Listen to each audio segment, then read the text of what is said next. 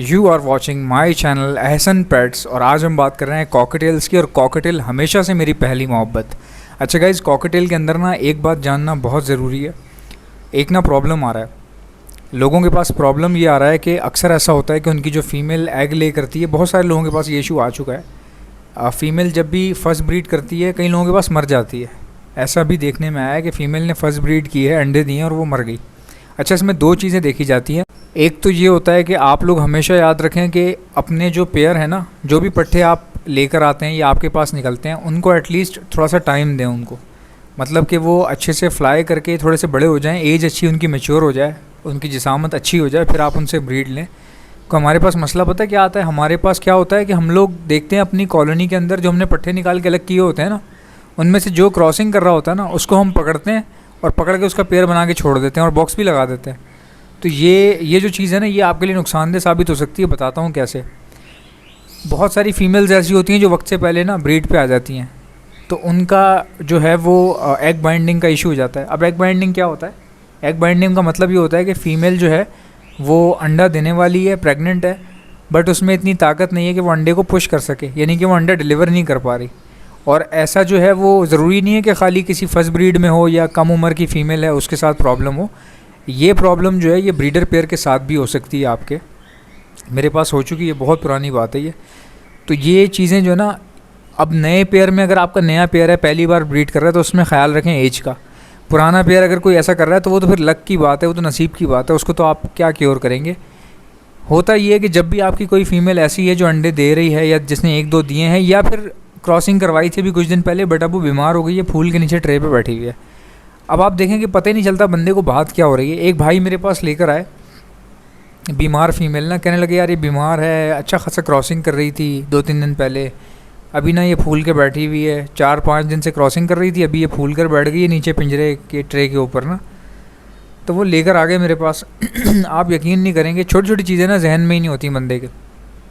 मैं उस फीमेल को देख रहा हूँ, ये वो, तो मैंने उस फीमेल को देखा, वो आंखें बंद कर रही है, बार बार ना आंखें खोल ही नहीं रही। इवन कि उससे fly, she was not able to jump, वो फ्लाई भाग ही नहीं रही हमारे पास से ना। हमने टेबल पे छोड़ दिया तो वो उठ ही नहीं पा रही वहाँ से, पर भी ढीले छोड़े हुए और बिल्कुल नीचे गर्दन ही नीचे लगाई हुई ना।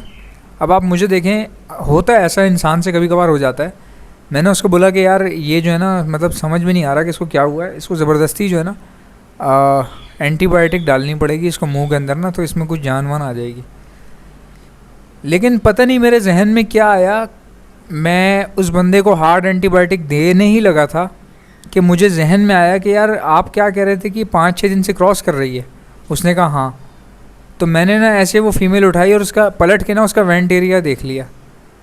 फिर मुझे समझ में आई कि प्रॉब्लम क्या है। उसका वेंट एरिया बिल्कुल फूला हुआ था, ठीक है। उसका जो वेंट एरिया के नीचे जो उसका, जहाँ से वो ड्रॉपिंग्स करते हैं, वो जगह उसकी बिल्कुल ऐसी हो रही थी जिस तरह अंडा देने वाली होती है ना।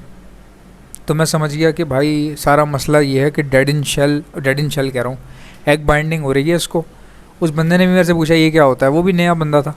मैंने उसको बोला यार ये जो है ना, इसको प्रॉब्लम हो रही है, एग ले नहीं कर पा रही है, इसलिए ये निढाल हो के कमज़ोर होके बैठ गई नीचे आके। अब आप इसको हार्ड एंटीबायोटिक ज़रूर देना, लेकिन इसका एग जो है ना मैं रिमूव करूँगा। मैंने उसका एग जो है हाथ से पुश करके हल्का सा उसको हेल्प आउट करके एग रिमूव करके मैंने फेंक दिया।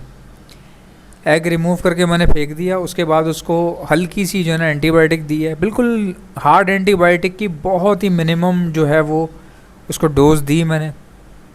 पानी में मिला के उसके मुंह के अंदर डायरेक्टली मैंने डाल दी, थोड़ी सी बिल्कुल 2 कतरे मैंने उसके मुंह के अंदर डाले, और वो भी पानी में मिलाने के बाद। अच्छा जी, उसके बाद ये हुआ कि हमने उसको फ़ीमेल को उसको दिया भाई को, और कहा कि अभी इसको एक जो है ना हैंड फीड करवा देना ज़बरदस्ती, लोहे वाली स्टील की जो नोज़ल आती है ना। क्योंकि देखें जब आप बच्चों को हैंड फीड कराते हो ना, वो तो आप पाइप लगा दो, रबड़ लगा दो, वो हैंड फीड हो जाती है। बट जब आप किसी बड़े बर्ड को हैंड फीड करवाते हो तो वो जाहिर है वो पाइप तो नहीं मुंह के अंदर लेगा ना, इतनी इजीली तो वो लेगा ही नहीं मुंह के अंदर, उसको चोट लगने का ख़तरा होता है। बच्चे तो एक्सेप्ट कर लेते हैं बड़ी आसानी से। तो उसके लिए क्या होता है, इंजेक्शन में ना स्टील की नोज़ल लगानी पड़ती है। वो भी आपको मेरे पास से मिल जाएगी, वो भी आप ऑर्डर कर सकते हैं नीचे मेरे लिंक के अंदर ना, इसके अंदर लिंक कह रहा हूँ यार, मेरी डिस्क्रिप्शन में मेरा नंबर डला हुआ है, स्टील नीडल लिख के ना उस पर आप मुझे सेंड कर दें मेरे व्हाट्सएप के नंबर पे, नीचे लिखा हुआ होगा। फेसबुक पे जो लोग देख रहे हैं ऊपर लिखा हुआ होगा। तो वो स्टील की नीडल ना मैंने उनको दी, उन्होंने मुझे उसके लिए पे किया, उसके लिए और हार्ड एंटीबायोटिक के लिए। घर ले जाके उन्होंने हार्ड एंटीबायोटिक जो है वो अगले दिन 2 ड्रॉप्स और दिए, और उसी सेम डे पे जो है नीडल लेके ना लोहे वाली, उससे थोड़ा सा उसको हैंड फीड जो है इंजेक्ट कर दी उसके मुंह के अंदर, बिल्कुल मामूली सी। आई थिंक हार्डली 5 ml की होगी, 5 ml बहुत होती है। 5 ml कर दे, क्योंकि बीमार बर्ड है ना जो, जिसने बिल्कुल निढाल हुआ हुआ है। अब डायरेक्टली आप उसका गला भर देंगे, वो बेचारा वैसे ही सांस लेने के काबिल नहीं है, आपने उसको और ब्लॉक कर दिया, उसका पेट भारी हो जाता है तो और भी प्रॉब्लम हो सकती है। तो उसके बाद क्या हुआ कि वो भाई के पास माशाल्लाह से सही हो गई, और वो अब तक भी माशाल्लाह से सही है। अब तो मेरे ख्याल से ब्रीड भी कर दी है उसने, और बहुत अच्छा काम चल रहा है उसका। तो कई चीज़ें ऐसी होती हैं जो पता नहीं होती। एक तो ये केस हो गया, उसके अलावा अगर कोई बड़ी फीमेल है, उसको एग बाइंडिंग हो गया, तो भी आप हाथ से रिमूव करके उसका एग बाइंडिंग पहले तो रिजॉल्व करोगे। उसके बाद आपने क्या करना है कि जी, उसके बाद आपने बड़े पेयर्स में अवॉइड ये करना है कि आप बंद गोभी जो है ना, वो कद्दूकश हुई हुई बंद गोभी जो है, कद्दूकश करके वो अपने बर्ड्स को दें, और इंशाल्लाह आपके जो बर्ड्स में जो भी कोई प्रॉब्लम्स हैं, कोई मसले मसाइल हैं, वो ये एग बाइंडिंग का इशू आता नहीं है अगर आप बंद गोभी का इस्तेमाल करते हैं ना। ये मुझे एक खातून ने टोटका बताया था कि एग बाइंडिंग कभी नहीं होगी जो बंद गोभी का इस्तेमाल होता है ना। और वैसे भी यार वेजिटेबल का इस्तेमाल करने से एग बाइंडिंग का इशू वैसे भी नहीं होता, नेचुरली भी नहीं होता। आप पढ़ सकते हो, किसी के पास अगर किसी कैप्टिविटी में पालतू परिंदे हैं आपके पास, और उनमें अगर आपके पास ये इशू आ रहा है एग बाइंडिंग का बड़े पेयर में, तो उससे बचने का ये तरीका होता है कि आप वेजिटेबल का इस्तेमाल करें। और बंद गोभी जो है ना, ये तो कद्दूकश करके जब आप दोगे ना, बर्ड आपका खाएगा तो बहुत ज़बरदस्त इफ़ेक्ट होता है इसका, इससे आपके पास नहीं होगा। ये उनका भी प्रैक्टिकल है। फिर उसके बाद मैंने भी इसको ट्राई किया, 1-2 लोगों को बताया, तो वो लोग यही कह रहे थे कि इसका रिज़ल्ट अच्छा है, वाकई अच्छा है। और दूसरा ये कि जितने लोग कॉकटेल में काम करना चाहते हैं, सबको तो ये बात तो पता है कि कॉकटेल का काम कभी रुकता नहीं है, चलता ही रहता है। और दूसरा ये कि हम लोग ख़ुद भी ये काम कर रहे हैं, ख़रीद सेल परचेज़ कर रहे हैं, ख़रीद भी लेते हैं, बेच भी देते हैं। तो किसी को भी अगर अच्छी क्वालिटी के कॉकटेल चाहिए तो वो आप हमसे परचेज़ कर सकते हैं। ज़्यादातर भाई हमारे पास पट्ठे ही होते हैं, अगर आपको चाहिए हैं तो आप पट्ठे आप हमसे मंगवा सकते हैं, कोई इतना इशू नहीं है। लेकिन ये कि आपको तैयार करने पड़ते हैं। कुछ पट्ठे ऐसे होते हैं जो 4 महीने के हैं, कुछ 5 महीने के हैं, तो कम से कम 5-6 महीने तो आपके कहीं भी नहीं गए तो ज़ाया होते हैं। ज़ाया नहीं होते, बेसिकली आपको इंतज़ार करना होता है उसके लिए। मेरे ख्याल से तो करना भी चाहिए, क्योंकि हर चीज़ जो है वो फ़ौरन नहीं हो जाती। अगर आप बड़े पेयर लेते हैं, ज़िंदगी भर हमेशा डाउट में रहता है बंदा, परेशान रहता है। पट्ठे लिए हुए एक बार तैयार हो जाएं, ब्रीड कर दें, क्लच देना शुरू कर दें, तो बड़ा ना आसानी सी हो जाती है इंसान को। अपने हाथों से तैयार किया हुआ सेटअप एक अलग होता है।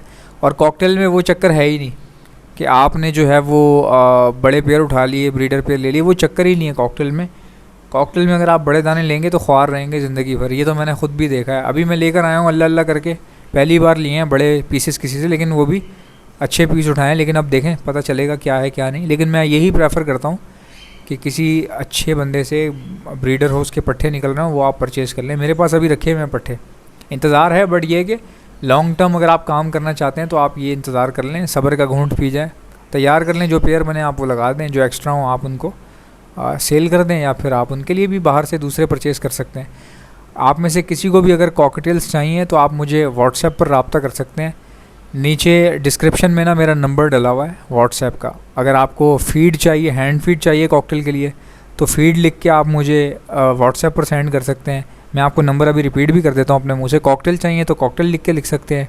अगर आपको स्टील निडल चाहिए हैंड फीड करवाने वाली, वो लिख के आप मुझे रब्ता कर सकते हैं। नीचे लिख के खाली वो भेज दें व्हाट्सएप के ऊपर।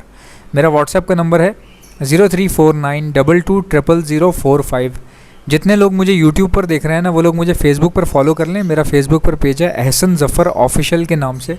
और जो लोग मुझे अभी इस वक्त फेसबुक पर देख रहे होंगे, उनसे मेरी रिक्वेस्ट है, अगर आपको मेरी वीडियोस अच्छी लगती हैं तो आप जाकर यूट्यूब पर मेरा चैनल जो है वो सब्सक्राइब कर सकते हैं। उससे फ़ायदा क्या होगा आपको? फ़ायदा ये होगा कि यूट्यूब चल रहा है आगे, हमेशा पहले वीडियो अपलोड होती है यूट्यूब पे, उसके कुछ दिन बाद जो है वो फेसबुक पर लग जाती है। तो आप इस तरह से भी देख सकते हैं। सो आई होप कि मेरी वीडियोज़ आपको अच्छी लगती होंगी। पहले लाइक कर लो अगर पसंद आ रही है, उसके बाद चैनल को सब्सक्राइब कर लो। अगर नहीं किया हुआ तो बेल आइकन को प्रेस करके ऑल का बटन सेलेक्ट कर लो, क्योंकि आप ही लोग कहते हो वीडियो के नोटिफिकेशन नहीं आ रहे। वो इसलिए नहीं आ रहे होते क्योंकि आपने ऑल पर सेलेक्ट नहीं किया हुआ होता। सो गाइज़, मिलते हैं नेक्स्ट वीडियो में। अपना बहुत बहुत ख्याल रखिएगा। अल्लाह हाफ़िज़।